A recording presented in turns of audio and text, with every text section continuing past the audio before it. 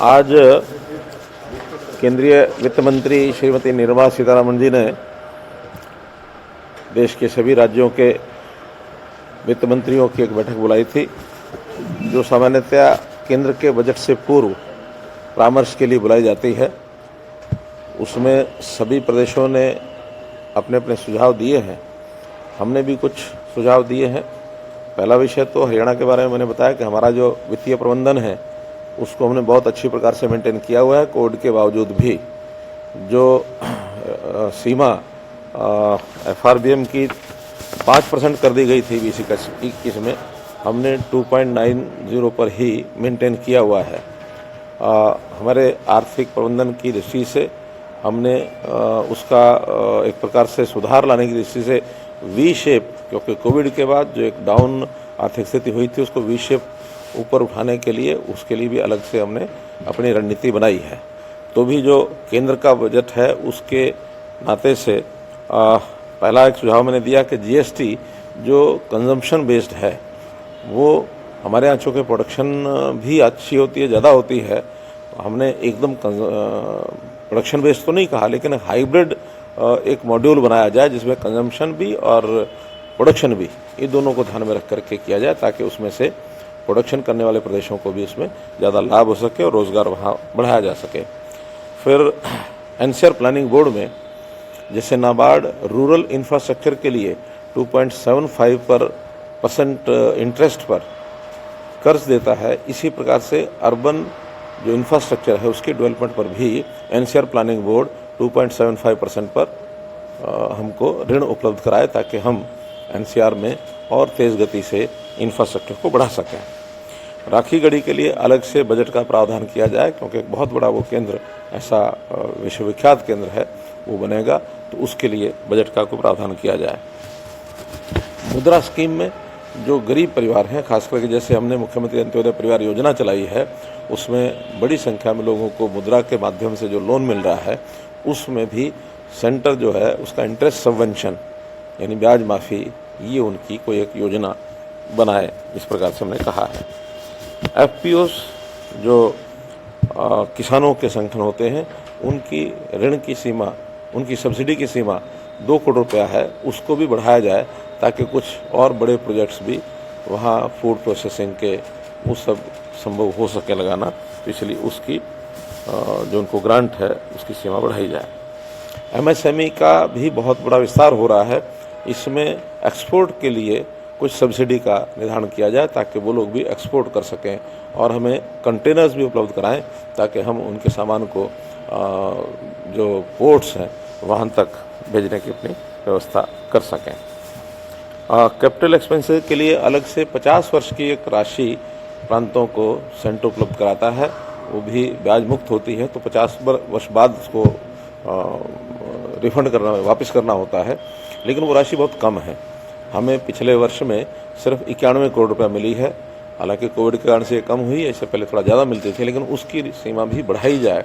और हमारे जैसे प्रदेश जिनको इंफ्रास्ट्रक्चर कैपिटल के आसपास बहुत ज़्यादा बनाना पड़ता है, तो इसके लिए हमने अपनी मांग 5000 करोड़ रुपए की एक मांग भी रखी है नए बजट में। तो इस प्रकार से कुछ मांगे, कुछ सुझाव ये हमने उनके सामने रखे। सर, कंजम्पशन का थोड़ा एक्सप्लेन कर देंगे वो किस तरह से है, क्योंकि एक चीज़ ये भी देखी जाती है कि प्रोडक्शन किसी राज्य में होती है, सीधा लाभ नहीं मिल पाता है। कंजम्पशन थोड़ा फाइनेंशियल सर्विस है, थोड़ा सा एक्सप्लेन कर पाएंगे? देखिए ना, अगर केवल कंजम्पशन बेस्ड होगी तो जो प्रोडक्शन होगी, प्रोडक्शन के बाद जहाँ जहाँ वैल्यू एडिशन होती जाएगी वहाँ से कलेक्शन होता जाएगा, और अंत में जहाँ कंजम्पशन हुई है फाइनली उसका पूरा लाभ वहाँ जा करके मिलता है। लेकिन हमारा कहना है कि कंजम्पशन बेस्ड भी रहे और जहाँ प्रोडक्शन हुई है उसका भी कुछ शेयर बनाया जाए, तो दोनों को मिक्स करके, और कोई हाइब्रिड मॉडल एक सुझाव है, वो फिर अपने आप अधिकारी उसका कोई ना कोई रास्ता निकालेंगे कि जहाँ प्रोडक्शन ज़्यादा होती है उनको भी उसका लाभ हो, और जहाँ कंजम्पशन बेस्ड तो पहले है ही है, तो हाइब्रिड मॉडल से उसका लाभ मिलेगा।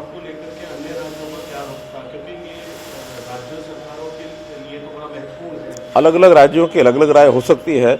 जहाँ कंजम्पशन ज़्यादा है वो कंजम्पशन बेस्ड करेंगे, जहाँ प्रोडक्शन ज़्यादा है वो प्रोडक्शन बेस्ड करेंगे। इसलिए हमने बीच के रास्ता का सुझाव दिया है कि कोई एक हाइब्रिड मॉडल बनाया जाए, ताकि दोनों को ही बहुत ज़्यादा अंतर न पड़े। फूड प्रोसेसिंग को लेकर आपने बात की है, लगातार किसानों की आमदनी दुगनी करने की बात की जा रही है, उसको लेकर सरकार का क्या रुख है? क्योंकि सरकार लगातार कह रही है कि फूड प्रोसेसिंग सेक्टर को और बढ़ाया जाए जिससे किसान आगे बढ़ सके। बहुत बढ़ रहे हैं, ऐसा नहीं है कि नहीं बढ़ रहे।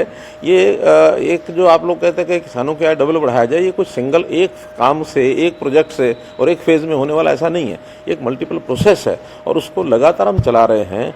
उनको सब्सिडीज़ दे रहे हैं, किसानों को बहुत सी चीज़ों के ऊपर उनके इम्प्लीमेंट्स उपलब्ध करा रहे हैं, उनको ऋण दिलाए जा रहे हैं, उनकी जो प्रोक्योरमेंट है उसको सुनिश्चित किया जा रहा है। हरियाणा में जैसे 11 फसलें हम प्रोक्योर करते हैं और उनको किसी प्रकार का नुकसान नहीं होने देते। हर बार हर 6 महीने के बाद, यानी हर 6 महीने के बाद जो फसल की बारी आती है उस फसल का MSP वो लगातार पिछले 6 बार तो मैं देख रहा हूँ बढ़ चुका है।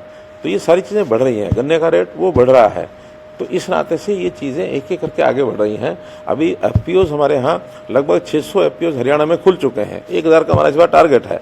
3 दिन पहले भी मैं एक पैकिंग सेंटर और फूड प्रोसेसिंग का सेंटर त्रावड़ी में जिसका उद्घाटन करके आया हूँ। अभी तक 7 सेंटर हुए हैं, इस वर्ष में उन्हें 50 करने हैं।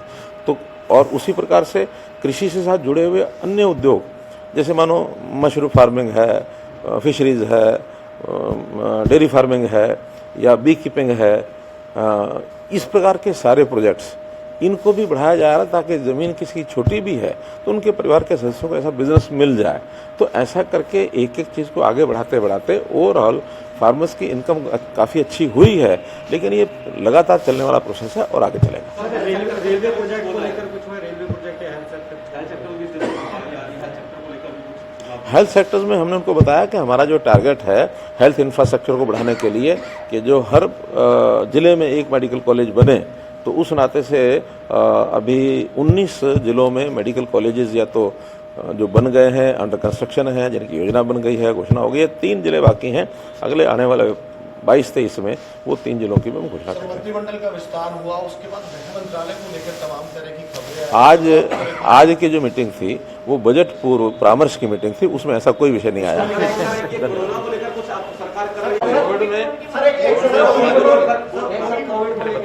कोविड की सारी व्यवस्थाएं जैसे पहले बनाई थी उसमें और भी जिन चीज़ों की आवश्यकता है उनको हम भरपूर लागू कर रहे हैं। हर प्रकार की तैयारी हमारी है। ओमिक्रॉन का ये जो वेरिएंट आया है इसका भी जैसे विस्तार हो रहा है और जिस प्रकार से इसका आंकड़े आ रहे हैं उसको लेकर के पूरी तैयारी हमारी है।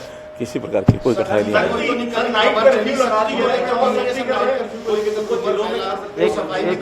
जो कर्फ्यू है वो वही है, लेकिन अभी जैसे हमने पहले घोषणा किया कि 1 तारीख के बाद जिनकी डबल डोज नहीं हुई है इसकी वैक्सीनेशन की, उनकी ऊपर सख्ताई करेंगे। हाँ, कुछ जगह ऐसा ध्यान में आ रहा है कि जिनका बहुत ही अभी पीछे हैं तो कुछ दिन की छूट देनी पड़ेगी, लेकिन अल्टीमेटली 2 वैक्सीनेशन के इंजेक्शन ये लगना बहुत ज़रूरी है। सबके ऊपर लोग आएंगे।